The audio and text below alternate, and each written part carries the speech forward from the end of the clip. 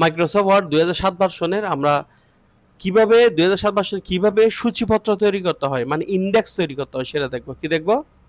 কিভাবে সূচিপত্র তৈরি করব আমরা।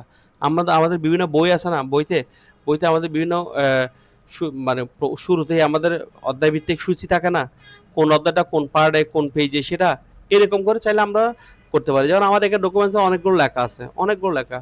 তা আমি চাচ্ছি এখানে আমি সূচিপত্র বানাবো। যেমন ধরো এটাকে তুমি একটা কাজ করো, এটাকে আমরা দিলাম, এটার নাম দাও তুমি লেসন 1। কি নাম দিলাম? এটার নাম দিলাম লেসন 1, LESSON, লেসন 1। এটার নাম দিলাম লেসন 1। এটা একটু ব্লক করো, কন্ট্রোল বি দিয়ে বোল্ড করো এবং কন্ট্রোল ই দিয়ে মিডলে নিয়ে যাও এবং এভাবে বড় করো, কন্ট্রোল ইউ দিয়ে আন্ডারলাইন করে দাও। ব্যাস, এটা হচ্ছে লেসন 1। ঠিক আছে, লেসন 1। এখন এই জিনিসটা তোমার খুব বেশি দরকার হবে কোনটা? বিউ দিকে এই জিনিসটা খুব দরকার হবে কোনটা? ওয়েব লেআউট, এটা। ঠিক আছে, ওয়েব, এটা আমি জায়গায় এটাকে ব্লক করে কন্ট্রোল সি দিয়ে কপি করলাম। ওয়েব লেআউট কেন দরকার? এই যে ওয়েব লেআউট করলাম, এই যে ওয়েব লেআউটে এসে এখানে কোনটা কোন পেজে, ওয়েব লেআউট দিলে সবগুলো একসাথে দেখা যাচ্ছে। আবার যদি আমি প্রিন্ট লেআউট দিই, আবার প্রিন্ট লেআউটে চলে আসবে। আচ্ছা, ওয়েব লেআউটের কাছে একটু পরে দেখাচ্ছি প্র্যাকটিক্যালি। এটা লেসন 1 করলাম। এখানে এসে আমি এই জায়গায় এসে এখানে দিলাম লেসন 2। এটাকে করে এটা কি করে দিলাম? লেসন 2। এখানে এসে করলাম কি, এখানে এন্টার দাও, এন্টার দিয়ে এখানে করে দাও, কন্ট্রোল বি দিয়ে পেস্ট করে দাও। এটার নাম কি করে দাও? লেসন 3 করে দাও। এটা কি করে দাও? লেসন 3। এগুলো আমি কপি করছি তো, কপি করে দিচ্ছি আর কি। এটার নাম দিছি, এটার নাম দিলাম লেসন 4। এটা কি নাম দিলাম? লেসন 4। এভাবে লেসন 4। এভাবে যতগুলো তোমার লেসন লাগবে সবগুলো এখানে দিয়ে দিবা। ঠিক আছে, বুঝাইতে পারছি? তাহলে লেসন 1, লেসন 2, লেসন 4 এভাবে সবগুলো দিলাম, কন্ট্রোল সি দিয়ে কপি করে সবাইকে আমি এখানে এসে এই জায়গায় নিচে এসে কন্ট্রোল বি দিয়ে পেস্ট করে দিলাম। এই দেখো, এখন আমি একটা কাজ করি, ভিউতে গিয়ে ওয়েব লেআউট দিই। এই যে দেখা যাচ্ছে, এই যে দেখো, এটা লেসন 1, এটা লেসন 2, এটা লেসন 3, এটা লেসন 4। এটাকে কি করে দিব? লেসন 5। খুব অল্পতে কাজ করতেছি, দেখো লেসন 6, এটা লেসন 7, এটা লেসন 8। তো অন্য যদি প্রিন্ট লেআউট মোডে থাকতো তাহলে আমার টেনে টেনে টেনে টেনে বারবার নিচে এনে এনে কি করতে হতো? কাজটা করতে হতো। তো ওয়েব লেআউট মোডে দেওয়ার কারণে সবাইকে একসাথে খুব অল্পতেই আমি স্বল্প পরিসরে স্ক্রিনের মধ্যে, স্বল্প স্ক্রিনের মধ্যে অনেকগুলো পেজকে একসাথে কি করতে পারছি? দেখতে পাচ্ছি। তো এখন এটা করলাম, করার পর এখন আমাকে কি করতে হবে? সূচিপত্র বানাইতে হবে এগুলোকে ধরে ধরে। তো যেই সমস্ত লেসনগুলোকে ধরে আমাকে কি করতে হবে? সূচি তৈরি করতে হবে। ওই সময় যেমন লেসন 1, এটাকে আমি ব্লক করব। এই যে আমি এটাকে ব্লক করলাম, ব্লক করে কোথায় যাব? রেফারেন্স। কোথায় যাব? রেফারেন্স। রেফারেন্সে গিয়ে সূচিপত্র বানাইতে শুরুতে যে কাজটা করতে হয়, রেফারেন্স। প্রথমে যাকে সূচিপত্র বানাবো তাকে ব্লক করব, রেফারেন্সে যাব, তারপর এখানে এসে মার্ক এন্ট্রি করব। মার্ক এন্ট্রি করে এই যে মেইন এন্ট্রির মধ্যে লেসন 1টা চলে আসছে এবং এখানে এসে মার্ক দিবা এবং ক্লোজ দিবা। সেমভাবে লেসন 2কে ব্লক করবা, তারপর কি করবা? মার্ক এন্ট্রি, তারপর এখানে মার্ক, তারপর এখানে কি? ক্লোজ। দেখো, যেগুলোকে মার্ক করতেছি এগুলো কিন্তু ডাবল ডাবল লেখাটা চলে আসতেছে। এই যে লেসন 1কে ব্লক করে মার্ক করছি, লেসন 1 ডাবল আসছে। লেসন 2কে মার্ক করছি, এটা আসছে। যেগুলোকে মার্ক করি নেই এগুলো কিন্তু কি দেখাবে না, এখানে ডাবল লেখা দেখাবে না। এটা তুমি শিওর হয়ে যাও কোনটা কোনটাকে মার্ক করছো। তারপর আমি এটাকে মার্ক করব, কাকে? লেসন 3কে ব্লক করলাম, ব্লক করে কোথায় যাব? মার্কে যাব। কোথায় যাব? এই যে মার্ক রেফারেন্সে থাকবে মার্ক এন্ট্রি, মার্ক এন্ট্রি। এই যে লেসন 3 মার্ক করা আছে, এখানে মার্ক, তারপর কি? ক্লোজ। তারপর লেসন 4কে ব্লক করব, তারপর এখানে মার্ক এন্ট্রি, তারপর কি করব? থাকবে শুধু মার্ক এবং কি? ক্লোজ। তারপর লেসন 5কে ব্লক করব, তারপর এখানে মার্ক এন্ট্রি, মার্ক এন্ট্রি করে মার্ক, তারপর কি? ক্লোজ। তারপর লেসন 6কে ব্লক করব, মার্ক এন্ট্রি, তারপর কি করব? মার্ক, তারপর কি? ক্লোজ। এবং 7কে ব্লক করব, mark entry, mark, close, mark, close.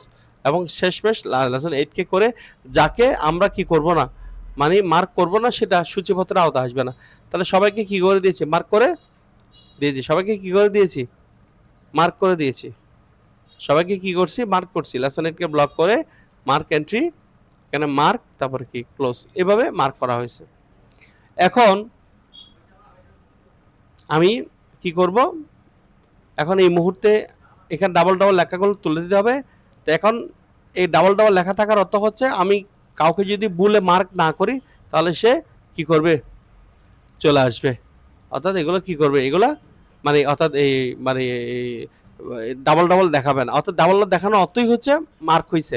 আর কোনো লেসন যদি ডাবল মার্ক না থাকে, এরকম ডাবল না থাকে, তাহলে বুঝতে হবে এটা মার্ক হয়নি। তো যাই হোক, আমরা বুঝছি। এখন আমরা কি করব, হোমে আসব। হোমে এসে আমি এখানে শো অ্যান্ড হাইডে ক্লিক দিলে আমাদের কি হয়ে যাবে, শো অ্যান্ড হাইডে ক্লিক দিলে যেগুলো মার্ক করা ছিল এগুলো চলে গেছে। আবার যদি আমি কোনগুলো মার্ক হয়েছে দেখতে চাই, হোম ট্যাবে এসে কি করতে হবে, এই জায়গায় ক্লিক দিতে হবে।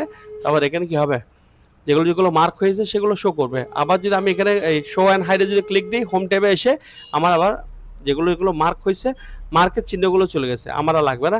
এখন প্রায় কাজ শেষ। এখন আমি নর্মাল পেজে চলে আসবো, এখানে ভিউতে গিয়ে প্রিন্ট লেআউট মোডে চলে আসবো। এখন প্রিন্ট লেআউট মোডে চলে আসছে, এই যে দেখো প্রিন্ট লেআউট মোডে। এখন ফাইনালি সূচিপত্র শো করবো। সূচিপত্র কোথায় শো করবো, একদম শেষে এসে, কোথায়, শেষ পেজে। এই যে এই পেজে আসলাম, এসে এখানে কার্সর রেখে এখন সূচিপত্র আমরা বানাই দিব। কিভাবে, এখন ওই যে আবার কোথায় যাও, রেফারেন্সে যাও। রেফারেন্সে গিয়ে এতক্ষণ ধরে তো মার্ক করছি, এখন কি করব, ইনসার্ট ইন্ডেক্স। কি করব, ইনসার্ট ইন্ডেক্স এখানে যাব। গিয়ে এই যে আসছে ডায়লগ বক্স, এখানে এসে তুমি কিভাবে তোমার ইয়াটা করতে চাও। আমি রাইট অ্যালাইন পেজ নাম্বার দিব, যেন আমার এখানে লেসন লেখা থাকবে, ডান পাশে এসে ডট ডট করে এখানে নাম্বারটা থাকবে। এখানে লেসনের নাম থাকবে, অধ্যায়ের নাম থাকবে, এখানে পেজ নাম্বার থাকবে, এইভাবে। সেজন্য আমি কি দিলাম, রাইট অ্যালাইন পেজ নাম্বার। এবং তুমি মাঝখানে যে ড্যাশগুলো দিচ্ছি, এগুলো ড্যাশগুলো না দিয়ে যদি এরকম লাইন দাও, তাহলে লাইন শো করবে। এবং এখানে যদি এরকম ড্যাশ ড্যাশ দাও, ড্যাশ ড্যাশ হবে। আর যদি ডট ডট দাও, ডট ডট হবে, এইভাবে। আর তুমি তোমার কলামসটাকে কি, এই কলাম একটাকে চাও, সূচিপত্রকে একটাকে চাও, মানে এক কলামে চাও না দুই কলামে চাও। আমি চাই যে এক কলামে। কয় কলামে, এক কলামে। সেই জন্য এক টাইপ করে যখন ওকে দিব, বেশ কাজ শেষ। দেখো এই যে তোমার অলরেডি কি হয়ে গেছে, তোমার সূচিপত্র তৈরি হয়ে গেছে। এই যে দেখো,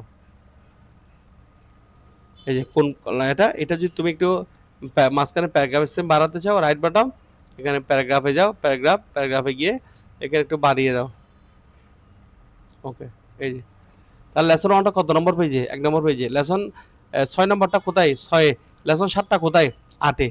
লেসন 7টা কোথায়, 8-এ। মানে লেসন 7কা পাইতে হলে কত নম্বর পেজে যেতে হবে, 8 নম্বর পেজে। তা আমরা এক লাফে 8 নম্বর পেজে কেমনে যাব, কন্ট্রোল জি মানে গো টু, কন্ট্রোল জি মানে কি, গো টু। কন্ট্রোল জি দিলে গো টু, গোটোতে গিয়ে এখানে পেজে গিয়ে কত যাব, লেসন কোথায় যাব, লেসন 8-এ গেলে না, পেজ 8-এ গেলে লেসন 7কে পাবো।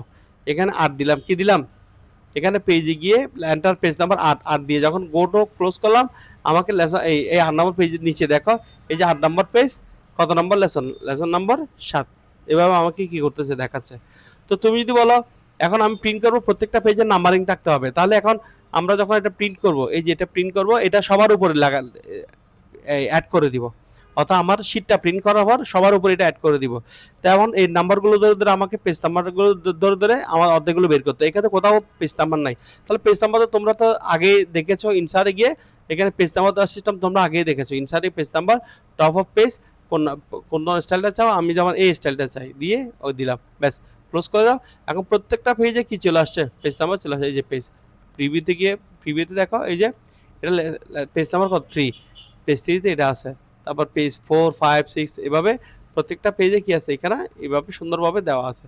অর্থাৎ যেটা যে পেজ, সেই পেজের মধ্যে কি দেখাচ্ছে, তোমার সূচিপত্র দেখাচ্ছে। এভাবে আমাদের কি করতে হয়, এখন তুমি এটাকে শেষমেশ এটা প্রিন্ট করে কি দিয়ে দিবা, এটা প্রিন্ট করে সবার উপরে দিয়ে দিবা, সবার উপরে দিয়ে দিবা, তাহলে কোন পেজ কত নম্বরে সেটা দেখাবে। তাহলে এটাকে বলা হয় রেফারেন্স, মানে পেজের সূচিপত্র দেখা।